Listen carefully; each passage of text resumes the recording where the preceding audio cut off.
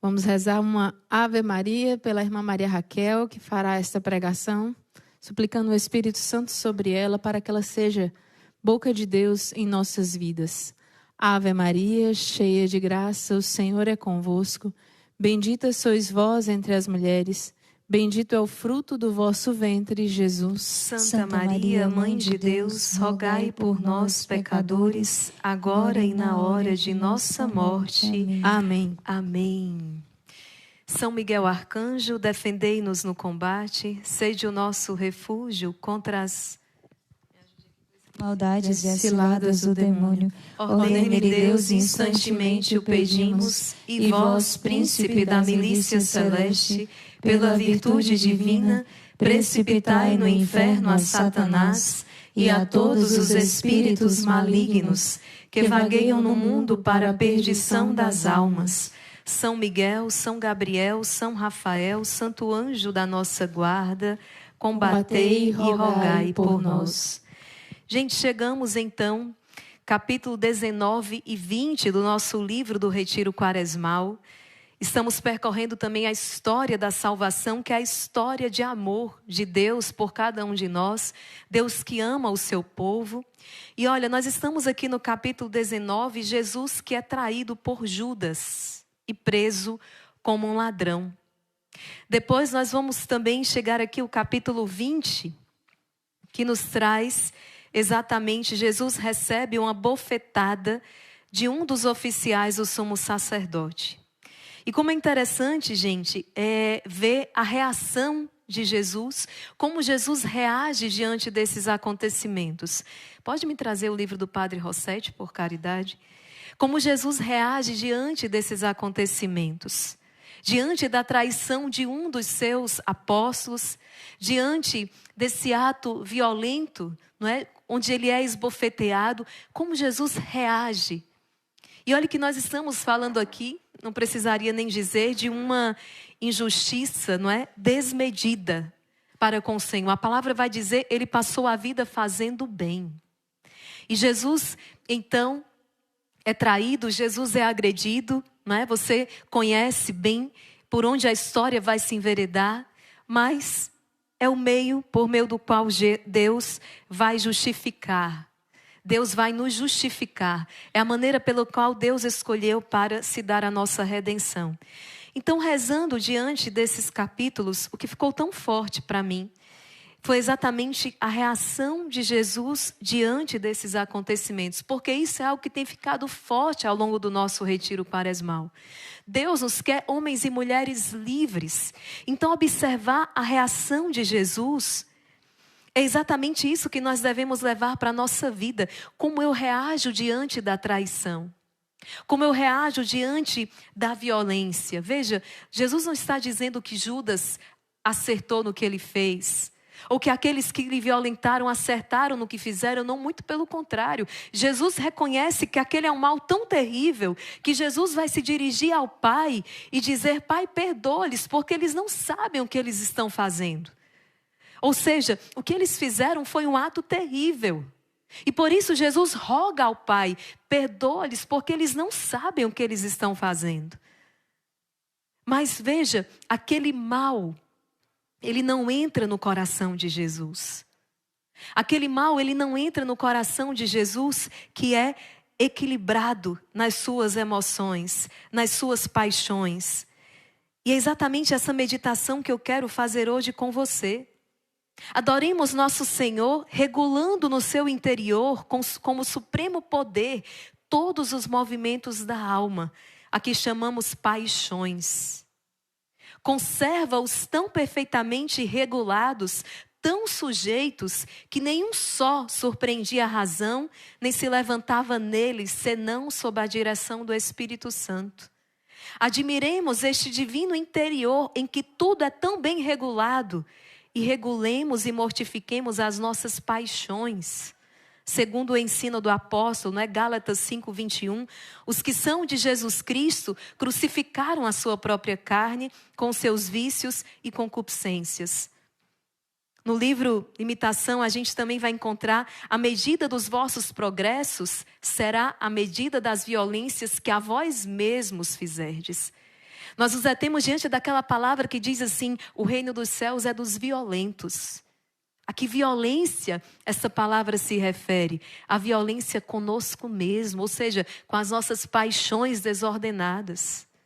E aqui, gente, entra a ira, aqui entra a gula, aqui entra a sensualidade, o orgulho, a vaidade, não é? Jesus aqui diante da traição de Judas, veja como é necessário a gente meditar nesta cena. Porque diante da traição de Judas, Jesus lança um olhar de tanta compaixão para aquele seu apóstolo. Sim, ele é Deus. Jesus é Deus. E ele é traído por um daqueles que ele escolheu para o seu ministério, para o seu apostolado. Mas Jesus não fica ali naquele momento indignado, porque como você fez isso comigo, Judas? Não. Mas Jesus, ele fica cheio de compaixão porque Judas fez algo terrível, mas com ele mesmo. Judas, com um beijo tu traz o filho do homem. Judas, o que fizeste contigo? Porque o mal que Judas infligiu a si mesmo foi muito grave o que Judas fez. E Jesus então sofre por Judas, sofre pelos seus. Ontem eu me detive, irmãos, na cena, aquele filme... Dá para baixar o visão lá aqui? Está bem frio. Ontem eu me detive na cena do filme da Paixão de Cristo. Vocês certamente já assistiram e com certeza vão assistir mais uma vez, por ocasião agora da Semana Santa, que se aproxima. E como é incrível aquela cena, eu me detive naquela cena de Jesus diante de Pilatos.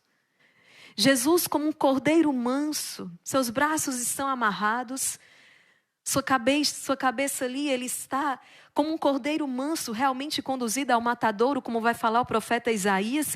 E Pilatos está numa postura de rei, está numa postura imponente, está numa postura de quem detém todo o poder. E Jesus, o verdadeiro rei, está ali de mãos atadas, está ali como um cordeiro. Eu falava... Que cena onde o verdadeiro rei é o réu e o verdadeiro réu se posiciona como um rei. É isso que nós vemos naquela cena. E eu falava, quem é esse Deus? Não é? Esse Deus que para nos salvar, ele assume essa postura sem jamais deixar de ser o verdadeiro rei. É tanto que Jesus mesmo naquele estado, ele olha para Pilatos e diz: tu não terias nenhum poder se não tivesse lhe sido dado, se não lhe tivesse sido dado do alto. Então o que nós queremos pedir, e hoje nós estamos ali na história da salvação, no livro dos Juízes, não é? E nós vamos encontrar então homens, não é, que são escolhidos para libertar Israel num tempo onde o povo se deixa corromper. Então esses homens são levantados para trazer a libertação para Israel. Eu estou aqui procurando no livro, gente, exatamente um dos capítulos que o padre Rossetti fala, o quanto o demônio ele se alimenta da nossa ira, uma das paixões que precisam ser dominadas. Reza uma Ave Maria aqui para eu encontrar aqui essa passagem, é muito interessante. Ave Maria, cheia de graça, o Senhor é convosco. Bendita sois vós entre as mulheres, e bendito é o fruto do vosso ventre, Jesus. Santa Maria, Mãe de Deus, rogai por nós, pecadores, agora e na hora de nossa morte. Amém. Deixa eu ver se é essa passagem aqui, para você ver o quanto é necessário nós dominarmos essas nossas más paixões. Olha o que diz o padre Rossetti, na página 189 do seu livro, esse livro que está disponível para você na Livraria Imaculada, Diário de um Exorcista. São várias paixões que muitas vezes podem nos dominar, ou nós dominamos essas paixões ou elas nos dominam. E por que eu trouxe isso? Porque no livro de Juízes a gente vai encontrar isso ali muito forte. Primeiro, o povo que, apesar de o movimento de amor de Deus para com eles, de perdão, de misericórdia, de aliança, se deixa corromper sempre de novo, se deixando arrastar por suas paixões. E também por causa que aqueles homens que são levantados então como líderes, juízes, também são homens que por vezes se deixam corromper, como Sansão. Não é? A história tão célebre de Sansão na Bíblia, não é? Lembra? Sansão, Dalila, não é? Os cabelos longos de Sansão, de onde provém ali, é sinal da sua consagração. E a razão, então, a sua consagração é a razão da sua força. E quando o segredo de Sansão, ele revela o segredo a Dalila, arrastado por aquela paixão, não é? Ele não domina as suas paixões, se entrega, então, à sensualidade, à luxúria e por isso ele acaba perdendo a sua força. Isso acontece sempre que nós não regulamos as nossas paixões. Se você não domina as suas paixões, você com certeza será dominado por elas. Foi o que aconteceu com Sansão. Ele perde a sua força, os seus olhos são furados. É terrível então o que acontece com Sansão, porque aquele homem tão forte, consagrado ao Senhor, se deixa arrastar pelas paixões e perde a sua força, perde a sua comunhão com o Senhor, perde a sua vista. Sansão, muito antes de estar cego, humanamente falando, ele já estava cego espiritualmente, por uma paixão que ele não ordenou, por uma paixão que ele não se deu ao trabalho de ordenar, e por isso ele foi dominado por esta paixão. E olha o que o padre Steven Rossetti vai dizer então. Sempre temos alguns casos que parecem se desenvolver muito lentamente ou ficar estagnados. A equipe reza fielmente com a pessoa atormentada, mas o progresso é aparentemente nulo. Então sabemos que é o momento de discernir. Os demônios estão se alimentando de quê? Eles se beneficiam da ira, da inclemência, da arrogância, da desobediência. E eles não irão embora se esses sentimentos continuarem a envenenar o coração da pessoa que está contaminada espiritualmente. Portanto, conduzimos a pessoa num processo de cura espiritual a fim de tratar esses problemas. A pessoa precisa renunciar a esses sentimentos e permitir que Jesus cure as suas feridas. Recentemente descobri outras feridas que interrompem o nosso progresso. A autodepreciação, o medo generalizado. Então, os demônios se utilizam disso como uma porta para entrarem e se alojarem como parasitas. Outro está dominado pelo medo e fica excessivamente angustiado perante a menor mudança ou incerteza. Sempre que isso acontece, a pessoa regride e parece que voltamos à estaca zero. Os dois casos foram encaminhados a um terapeuta católico para que ele pudesse ajudar a curar essas feridas. Se alimentarmos os demônios, eles não vão embora. Precisamos discernir e remover dos demônios tudo que está servindo de alimento para eles. E isso os obrigará a parar, finalmente ficarão tão fracos que irão embora. Suspeito que isso seja verdade em relação às vidas de todos nós. Pode ser bom parar e refletir por um momento. Há feridas em nós que alimentam o maligno, que Jesus cure todos nós. Em um dado momento do livro aqui, num outro capítulo, o padre Steven Rossetti fala que ele teve um ataque de ira. Ele ficou chateado no momento da oração de libertação. Ele ficou, chateado, teve um acesso de ira. E de repente, quando ele retornou e rezava, já não tinha mais nenhum resultado a oração que ele fazia. Ele teve que parar o atendimento, chamar um outro padre para se confessar do seu pecado de ira, para depois voltar a atender, a realizar a oração de libertação. Olha a gravidade do que o padre Steven Rossetti está dizendo. Ele se chateou no momento ali de atendimento, teve um acesso de ira, de cólera, uma das paixões que estavam ali nele desordenadas. E dali em diante, o demônio não teve mais reação. Ele não conseguiu mais êxito na oração de libertação que ele estava fazendo. O que é que ele teve que fazer? Ele teve que parar, procurar o sacerdote, confessar-se. Ele teve que parar, buscar a confissão para voltar a prestar o atendimento à pessoa que ele estava realizando a oração de libertação. Veja como é grave quando a gente não se empenha em dominar essas paixões. Elas verdadeiramente nos dominam. Padre Rossetti aqui está publicamente confessando um pecado de ira. Eu falava ainda há pouco de Sansão no livro de Juízes, entregue à sensualidade. Então veja, gente, como é urgente nos depararmos diante dessa cena de Jesus que é traído por Judas, preso como um ladrão.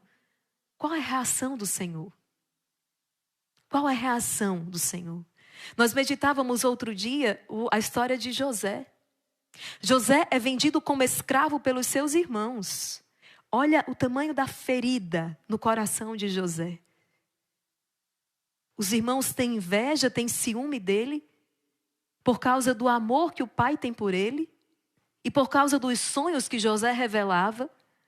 Deus já anunciava o que ia acontecer na vida de José através de sonhos, que em um dado momento ele seria senhor dos seus irmãos. Então tudo aquilo suscitou inveja, ciúme nos irmãos de José, a ponto de ele ser vendido como escravo para o Egito.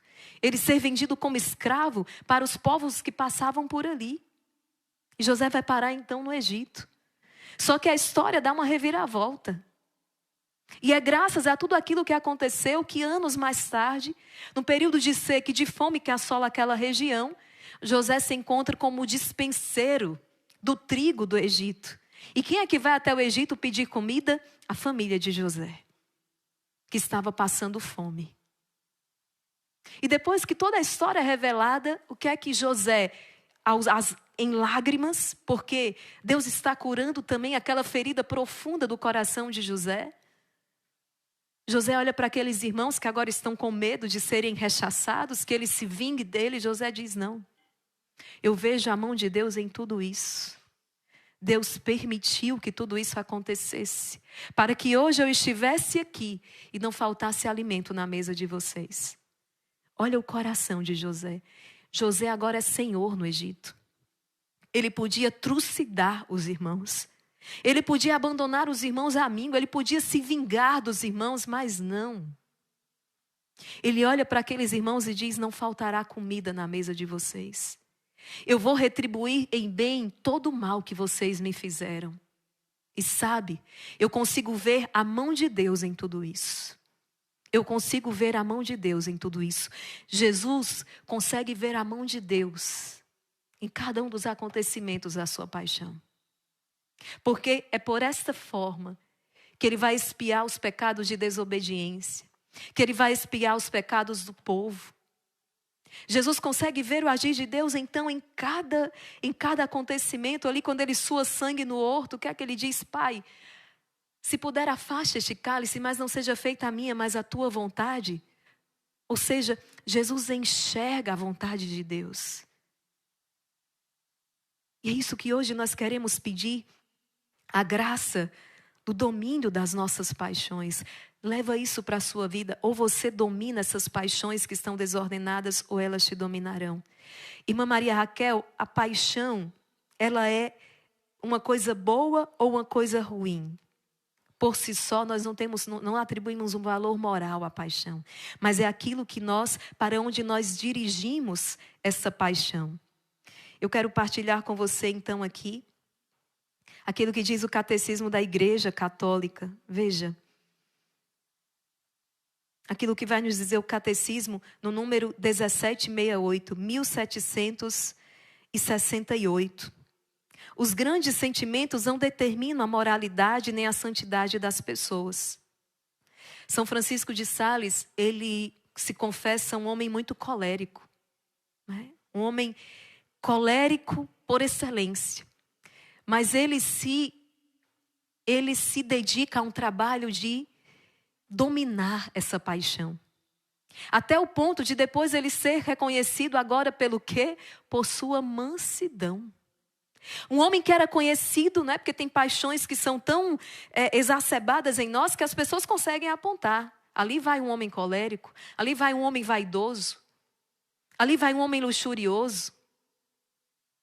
Então, São Francisco, de Sales, ele era um homem até então dominado por esta ira, mas ele se ele se dedica a um trabalho tão enérgico, tão violento consigo mesmo, para dominar esta paixão, que hoje ele é conhecido como o doutor, então, da mansidão.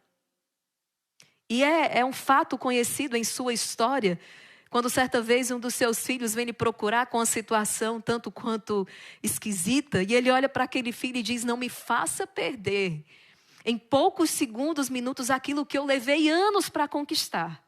Né?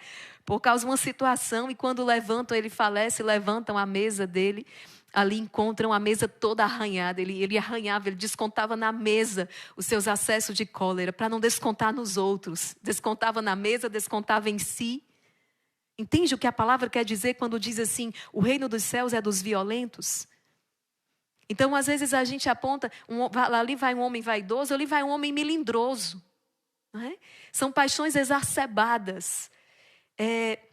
Mas veja o que o catecismo diz. Os grandes sentimentos não determinam a moralidade nem a santidade das pessoas. Não. São reservatório inesgotável das imagens e afeições em que se exprime a vida moral. As paixões, elas são moralmente boas quando contribuem para uma ação boa. Não é? Por exemplo, Jesus entra, não é? Ontem as irmãs falavam, né, à noite, nós estávamos ali no momento de partilha, e elas diziam, no momento de partilha, elas diziam, Jesus no evangelho hoje estava encolerizado. Qual era o evangelho de ontem? Jesus entra no templo, pega o chicote e tira aquelas bancas, não é? Tira aquele povo todo dali e fala: vocês transformaram a casa do meu pai em uma casa de comércio, chega, basta. Ou seja, Jesus se utiliza daquela ira, mas para realizar uma ação boa, uma ação meritória, uma ação... É isso que o catecismo está dizendo. As paixões, elas são boas quando contribuem para uma ação boa. E elas são más quando se dá o contrário. Quando a gente pega esta ira e destrói o irmão. O que é que Jesus queria naquela situação? Jesus não queria destruir ninguém. Mas Jesus queria trazê-los à consciência. Jesus faz movido pelo desejo de salvar aquelas almas. Jesus faz aquilo movido pelo zelo pela casa do Pai. Então as ações, elas são más quando se dá o contrário. A vontade reta ordena para o bem e para a bem-aventurança os movimentos sensíveis que ela assume. A vontade má sucumbe às paixões desordenadas e as exacerba. As emoções e sentimentos podem ser assumidos em virtudes ou pervertidos em vícios. Então aquela paixão, ela pode redundar numa virtude, como aquela paixão pode redundar num vício. Depende para onde nós direcionamos. Não é? Depende para onde ela está direcionada. Então, aqui a gente entra, gente, na história do povo de Israel. Estamos no livro de Juízes. É um período que vai, desde que Josué então adentrou com o povo, introduziu o povo na terra prometida, distribuiu ali as 12 tribos, né, conquistaram aquela terra, Deus lhes deu a terra prometida, estão ali então assentados, as tribos estão na sua terra. Josué falece, mas não aponta um sucessor. Então este período em que Josué falece, até o período... até o início, então, né, dos reis de Israel, nós vamos levar, então, nós vamos ter esse período, cerca de 200 anos, que é exatamente o tempo dos juízes em Israel, o livro de Juízes. E aqui vão se destacar, né, alguns nomes célebres, que inclusive, como eu falava, vão ser recordados depois, como na carta aos Hebreus, Gedeão, Sansão. Vamos falar aqui também de Débora. Então, homens que são levantados como verdadeiros, digamos que, entre aspas, né, salvadores de Israel, libertadores do povo. E veja, por uma graça especial que Deus concede, Deus mesmo suscita esses homens para que venham libertar. Porque o que é que acontece na história de Israel? Vai ser sempre um ciclo ali, gente. Não é? O povo cai no pecado, geralmente o pecado da idolatria, pecado também da luxúria. O povo cai no pecado, advém um tempo de grande sofrimento sobre este povo. ele se arrepende, faz penitência, Deus então suscita um libertador, então vem a libertação e tempo de paz. E aí o povo fica quieto? Não, começa o ciclo de novo. Pecado, sofrimento, penitência, libertação e paz. Mudou muita coisa, gente, daquele tempo para hoje? Não. O povo cai, se afasta do seu Deus, peca, vem então o resultado dos seus atos pecaminosos, que é o afastamento de Deus, vem o sofrimento, vem a opressão, vem a escassez, são dominados pelos seus inimigos, aí o povo chora, se arrepende, clama a misericórdia de Deus, faz penitência, Deus então se compadece, liberta o seu povo, vem um tempo de paz e de novo. E de novo. E esse ciclo se repete. E cada vez então Deus vai levantando homens. Deus levanta esses homens no tempo, então estamos aqui em Juízes para trazer a libertação deste povo. Eu vou mencionar aqui alguns deles, partilhar com vocês aqui alguns destes nomes então que são levantados para libertar o povo de Israel. Em suma, apesar de ser um livro um tanto quanto perturbador, não é? Porque muitas cenas de violência se passam ali, mas nós estamos em outra época, nós estamos num outro contexto.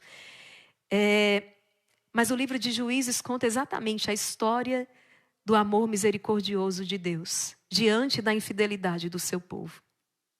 É aquilo que a história da salvação nos traz. A história, o amor misericordioso de Deus diante da infidelidade do seu povo. Por isso que é tão importante conhecer a história da salvação. Nós vamos vendo como é que o Senhor, como é que Deus agiu e age na história. Eu falava desse ciclo, né? Isso fica explícito em alguns versículos presentes ali no livro de Juízes. Como, por exemplo, os israelitas fizeram então o mal aos olhos do Senhor e serviram a Baal. Está lá em Juízes 2:11. Você vai encontrar também Juízes 4:1, 6:1.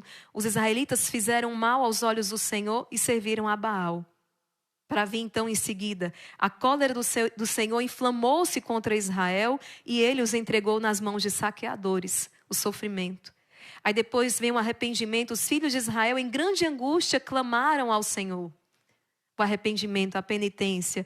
E o último passo, né? O Senhor suscitava-lhe juízes que os livraram das mãos dos opressores. A libertação de Israel, o tempo de paz. Então esses juízes, não é? São esses heróis cheios de força e com carismas especiais, dados pelo Senhor para libertarem uma ou mais tribos de Israel que estavam ali dominadas no domínio dos estrangeiros. Cumpriam a sua missão, não tinham sucessores nem dinastia, não promulgavam leis nem impunham tributos, mas eles tinham uma missão muito específica. E isso vem nos dizer que Deus jamais abandonou o seu povo. E o livro de Juízes vem trazer esse testemunho vivo disso. Então nós temos aqui alguns nomes. Eu vou me deter aqui em Débora e Baraque, né? Está lá a partir do capítulo 4 ao 5 do livro de Juízes. E Débora é uma das grandes mulheres de que Deus se serve no Antigo Testamento. Esse nome, Débora, que significa abelha, né? Porque ela tinha um grande prestígio e era considerada uma grande chefe, como uma rainha para o povo. A gente tem a abelha rainha, né? Que coordena toda a atividade da colmeia. Então, ela recebeu esse nome Débora, que significa abelha, porque era como uma rainha para o seu povo. Então, no capítulo 4 e 5, você vai encontrar ali a luta contra o rei de Canaã, que estava oprimindo duramente o povo de Israel. E Débora chama Baraque para liderar a guerra. Ele vivia na região em que mais se fazia sentir aquele domínio do rei de Canaã. E por isso devia estar mais disposto para sacudir o jugo opressor.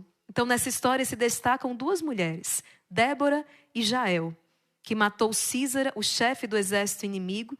Veja que bonito aqui, não é? Assim como nós víamos também em Gênesis, já falando da mulher, não é? Que esmagará então a cabeça da serpente. Nós encontramos já, ainda aqui também no Antigo Testamento, essas mulheres que são levantadas para trazer a libertação do seu povo.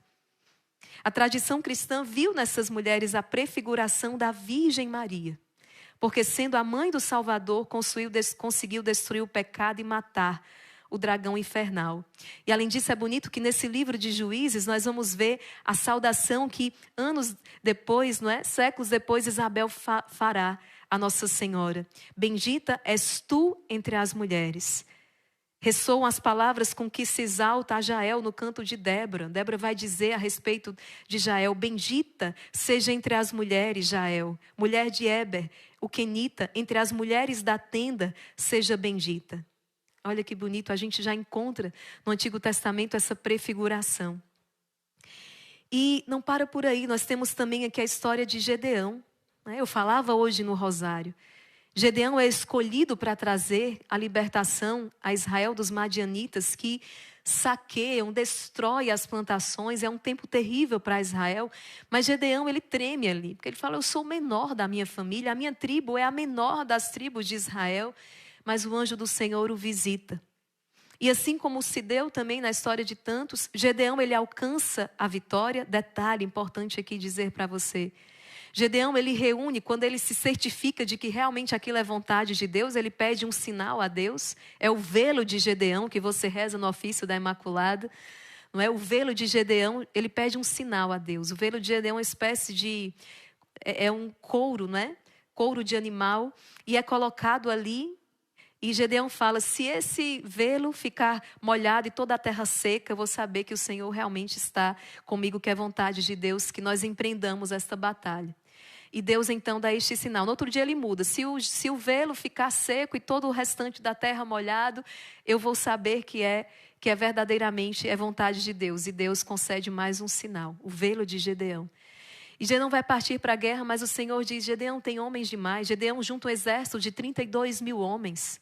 E o Senhor diz: não, volta, volta. Depois vocês vão se gloriar, dizer que foram vocês que conseguiram essa vitória, pelo poder do braço de vocês, pelo poder a estratégia de vocês. Faz esses homens voltarem. E Gedeão vai então para a batalha com 300 homens apenas, para enfrentar milhares e milhares de madianitas. Mas com aqueles 300 homens, Deus traz a vitória para Gedeão, a vitória para Israel, para provar que é pelo braço do Senhor, pela força e poder do Senhor. Um pouco triste, porque Gedeão acaba juntando ali o ouro, né, que consegue após aqueles despojos, e acaba trazendo a idolatria para dentro da sua casa, né? Para mostrar aquelas paixões desordenadas que nós falávamos lá no início. E depois nós nos deparamos ali com a história de Sansão também. Tem Jefté. Nós vamos nos deparar com a história de Sansão, lá no capítulo 13. Como eu falava, desde o ventre de sua mãe foi consagrada ao Senhor. Seus pais não podiam gerar, sua mãe era estéril. Mas Deus concedeu esta graça. E foi um homem, então, consagrado ao Senhor desde o ventre materno. Mas o que acontece com Gedeão, com Sansão? Ele cresce e se entrega aos prazeres. Se entrega à luxúria. E vai ser essa, então, a causa da perdição de Sansão lá na frente.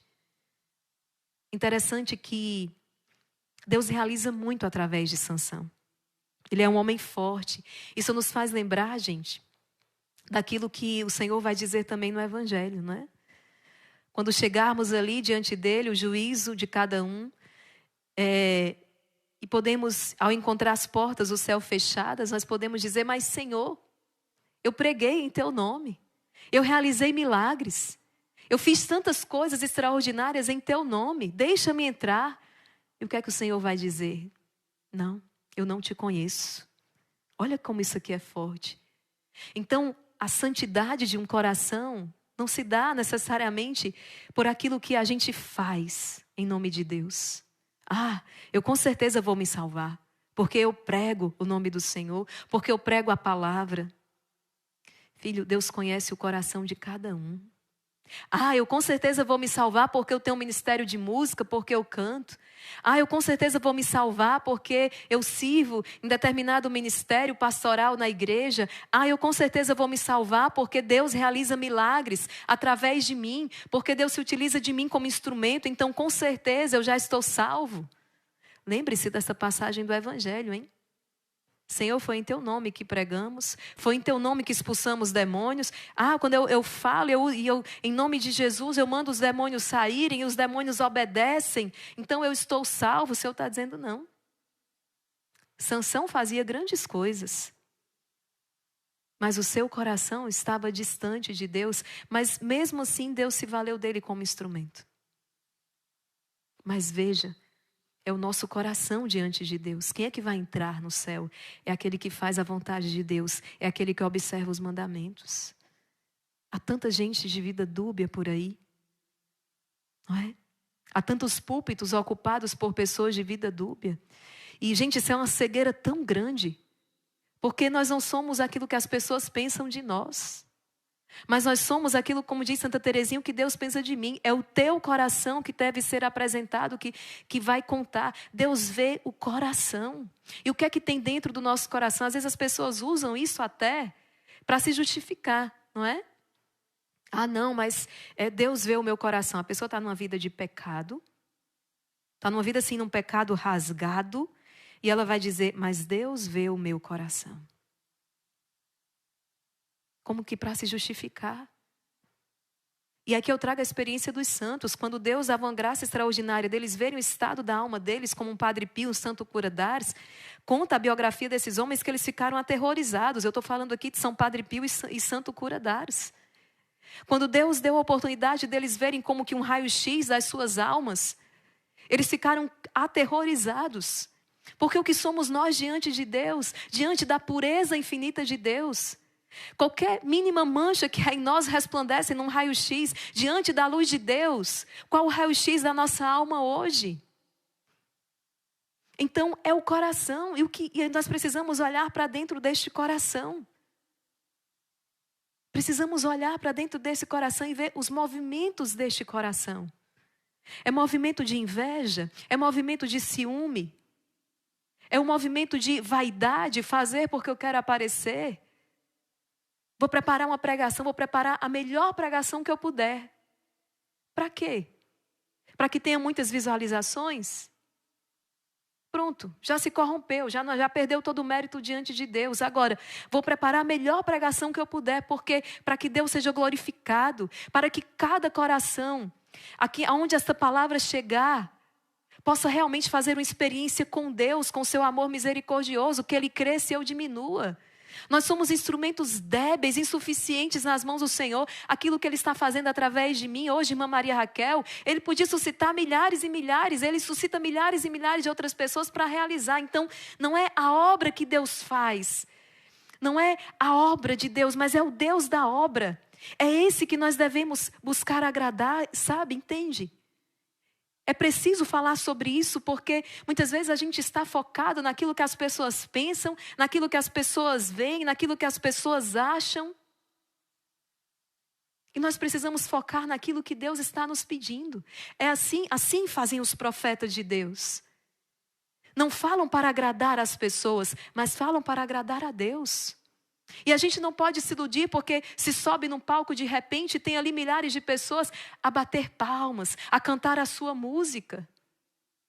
Nós não podemos nos iludir porque nós fazemos determinada atividade na igreja, uma coordenação de uma pastoral, de um ministério, e todo mundo reconhece a excelência do seu trabalho. Às vezes é até pior, sabia? Às vezes era melhor que você subisse num palco e desafinasse. E as pessoas vaiassem. Ou que no exercício de um ministério, você fosse apontado e criticado. Porque vai que se a paixão desordenada, e todos nós estamos feridos pelo pecado, de repente ele abre uma brecha para a vaidade, para o orgulho, para a soberba. Eu dizia outro dia, Lúcifer não teve uma sexualidade desregrada, era puro espírito. Lúcifer não cometeu o pecado da gula, era puro espírito, não é matéria. E tantos outros aqui, não detectamos preguiça nele. Se tem uma coisa que ele é, trabalhador, não para, não desiste. Mas qual foi o único e grande erro, então? Foi o seu orgulho, a sua soberba. Ele não quis se submeter a Deus. Então nós temos que estar, essa paixão desordenada, a vaidade. Hoje a frase que se diz não é sobre você, é sobre Deus.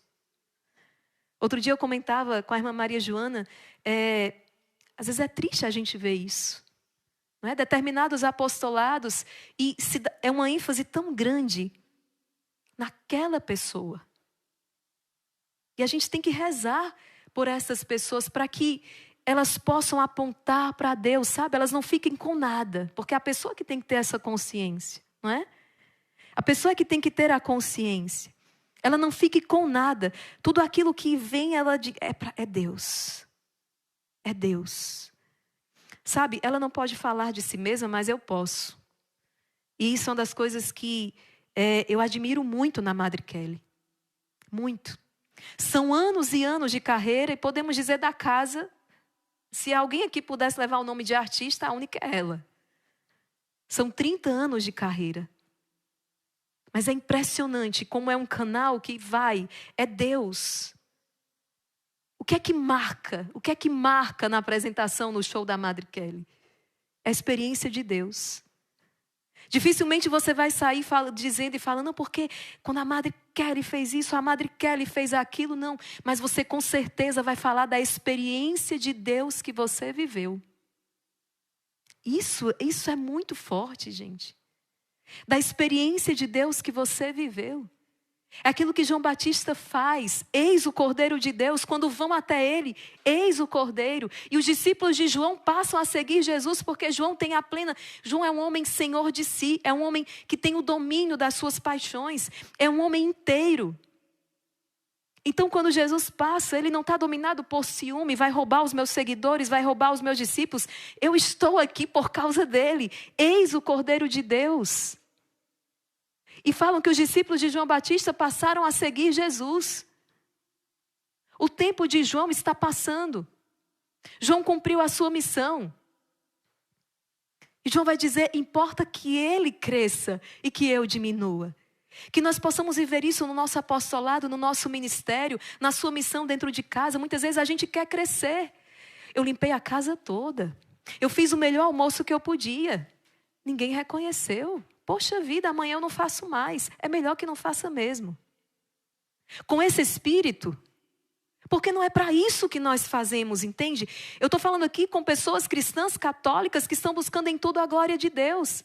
Eu estou dando exemplo, talvez uma realidade que não seja tão próxima da sua realidade, daquilo que você vive.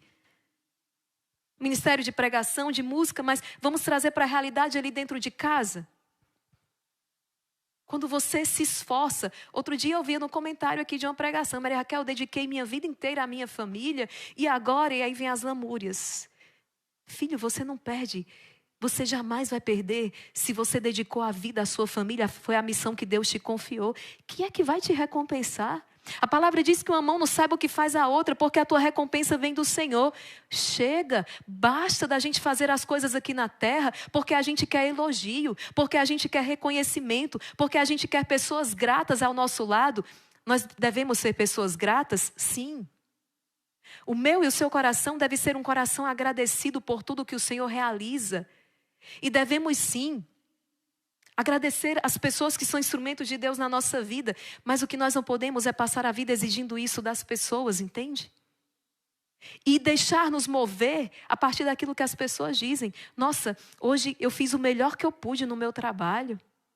Eu dei o meu melhor, todo mundo foi descansar na hora do intervalo e eu fiquei lá dando um extra porque eu sabia que a empresa precisava. Acredita que eu não recebi um elogio do meu chefe, né? Acredita que eu não recebi um vintém a mais por isso que eu fiz?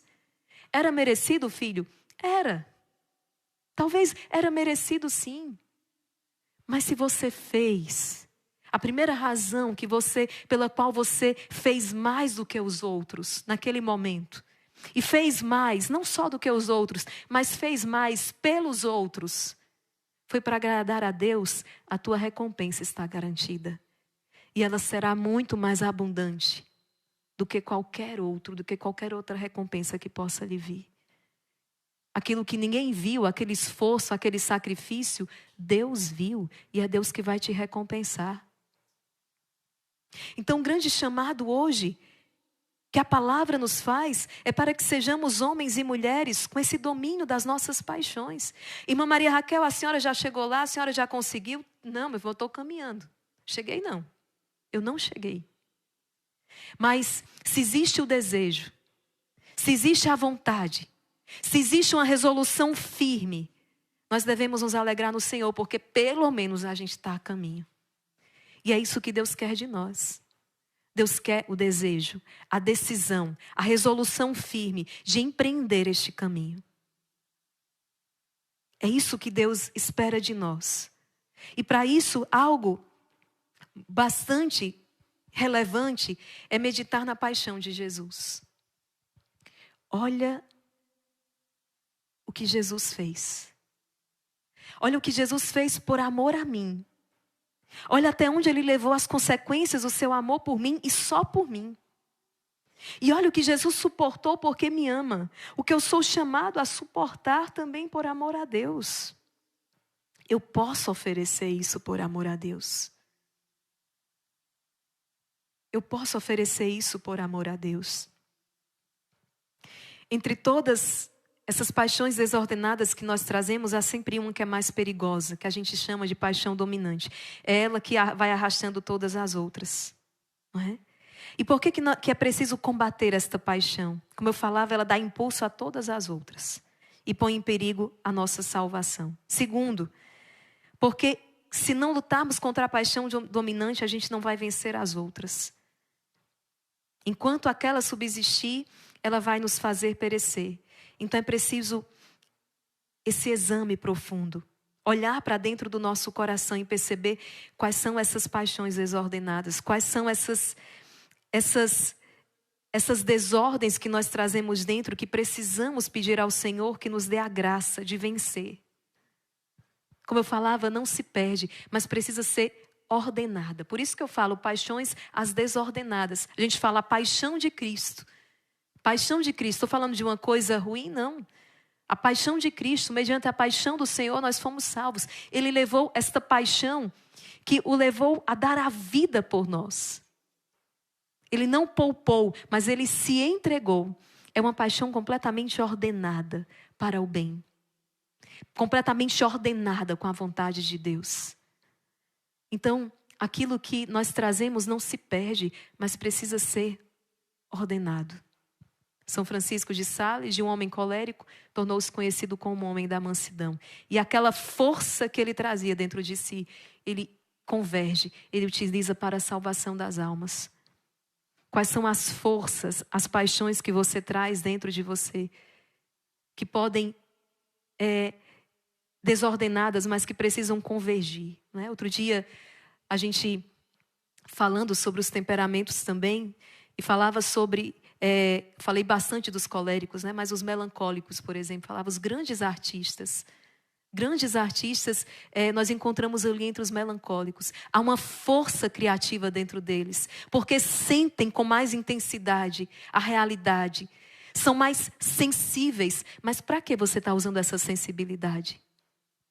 Para criar, para produzir, para glorificar, ou para usando essa sensibilidade para a autodepreciação? Ninguém me ama, ninguém me quer. Entende? Então é algo que Deus nos deu e não se perde, mas pode desordenar. E uma vez ordenada, pode produzir tanto. Então, é esse o chamado que Deus nos faz nesta pregação, nesse 20º dia do nosso retiro. Nós podemos começar a meditação por aqui, sabe? Diante de uma traição. Eu passei por essa experiência um dia desse. Eu fiquei uma bala, fiquei assim, ó. Mas depois fiquei com tanta vergonha, sabe? Fiquei com tanta vergonha diante de Deus porque eu disse, mas Jesus foi traído por Judas. E qual foi a reação de Jesus? Como é que eu posso, né? Eu achar que, quem sou eu? Quem sou eu? Eu pó. Do pó tu vieste, ao pó tu tornarás. Jesus foi traído, quem sou eu? Mas a gente tem um caminho de volta, né? Olha, aí você além de ser traído, gente, olha a cena. Né? Você é atraiçoado pelas costas, aí depois você tem que pedir perdão à pessoa que lhe traiu pela reação que você teve. Essa é a cena que eu estou desenhando para vocês, que é o que aconteceu. Então, além da dor da traição, depois a dor de ter reagido mal. Porque, na verdade, Jesus olha para Judas e tem compaixão de Judas. O maior mal, Judas, que você infligiu foi a você mesmo. O plano de Deus vai se cumprir de um modo ou de outro. Sim, eu vou dar a minha vida, ninguém tira, eu a entrego livremente. Mas o mal que você se infligiu, o mal que você impôs a si mesmo, Judas, é muito mais terrível. Prova é que o final de Judas é terrível. Judas tira a sua vida no ato de desespero. A pessoa que te traiu, ela fez um mal muito maior a ela mesma. Jesus olha com compaixão para Judas. Jesus olha com compaixão. Judas, com um beijo tu traz o filho do homem. E naquela cena fatídica ali do horto, com aqueles homens ali cheios de instrumentos para poder acorrentar Jesus, bater em Jesus, o olhar de Jesus não está sobre ele mesmo. O olhar de Jesus é um olhar para proteger os seus. A quem buscais? Jesus Nazareno, sou eu, deixai ir estes. Jesus protege os seus, deixai-os então, deixai-os ir. Sou eu que vocês procuram, eu estou aqui, deixai-os ir. Olha a largueza do coração de Jesus. Porque podia ser o contrário, Jesus podia dizer, ei, não vão embora não, fica aqui, a gente fez tudo junto, agora vamos sofrer junto. Jesus diz, deixai-os ir. E quando os apóstolos fogem um a um, acovardados, amedrontados, e Jesus os reencontra então depois, né? Uma vez ressuscitado e entra naquele lugar onde eles estão amedrontados, o que é que Jesus fala? Jesus podia dizer, bonito, né? Onde é que vocês estavam na hora do vamos ver? Bonito o que vocês fizeram comigo. A primeira palavra de Jesus, porque é um homem que tem o domínio perfeito das suas paixões. Ele é Deus. Ele entra e ele diz, a paz esteja em vossos corações. A paz esteja em vossos corações. Aqueles homens vão chorar rios de lágrimas pelo que fizeram. Porque na verdade, a covardia, a fuga, o dominar-se pelo medo produziu mal na alma, no coração deles. Pedro vai chorar porque negou o Senhor. Mas ele vai chorar tanto. E eles terão a oportunidade lá na frente de reparar o que fizeram, de provar o amor pelo Mestre, quando impulsionados pelo Espírito Santo. Eu e você precisamos ser homens e mulheres ordenados pelo Espírito Santo. Ordenados pelo Espírito Santo. Não é fácil. Jesus, capítulo seguinte, é esbofeteado. Jesus permanece, Jesus está centrado. Gente, isso aqui, equilíbrio emocional. Né? As resoluções práticas de hoje. A docilidade, a mansidão. Precisamos aprender do coração de Jesus. Fique calmo diante das ofensas. Maria, você pediu para o colega ficar calmo. É a coisa mais... Melhor você não diga nada, né? Calma, né? Fique calmo diante das ofensas. Pois sua perturbação pode causar mais mal do que a própria ofensa. Foi o que eu relatei para vocês ainda há pouco. Confessei meu pecado publicamente aqui. Essa virtude torna a sua jornada mais leve e agradável, permitindo que você siga o caminho de Deus com tranquilidade. Gente, é outra vida. Outra vida. Um homem ou mulher que é senhor de si no sentido de dominar as suas paixões, a vida dele é outra.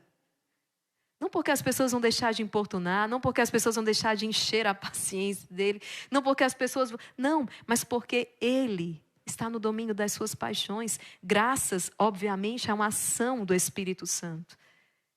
Deus dá a graça, mas lembre-se sempre, você é chamado a colaborar com a graça.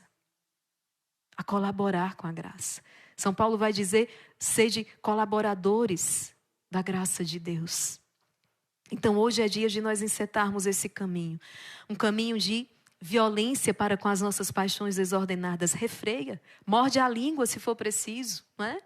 Morde esta língua, se são palavras difíceis que saem, morde esta língua. Se for preciso até ferir, morde esta língua, não é? Essa violência contra você. E nós vamos assim alcançar o reino dos céus. Somos homens e mulheres ordenados, homens e mulheres guiados pelo Espírito Santo. Eu queria, neste momento final, suplicar com você o Espírito Santo, porque nós precisamos. Aqueles homens estão cheios de medo. vem o Espírito, é Pentecostes, e eles saem daquele lugar cheios de coragem. Aqueles homens estão cheios de tristeza, vem o Espírito e eles então são tomados de uma grande alegria. O fruto do Espírito é a continência, a castidade. Talvez você que está entregue numa vida de luxúria como Sansão. Mas o Espírito te traz a continência, te traz a graça de andar em castidade, em pureza.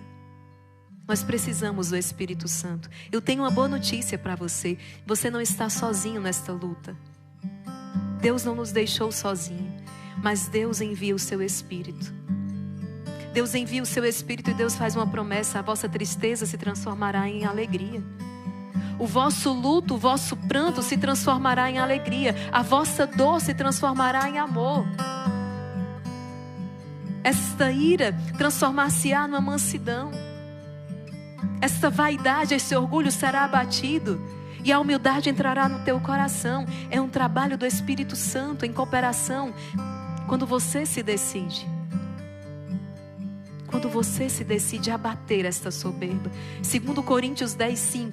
Outra passagem que eu amo de coração. Submeter a nossa mente, todo o nosso conhecimento ao conhecimento de Cristo Jesus.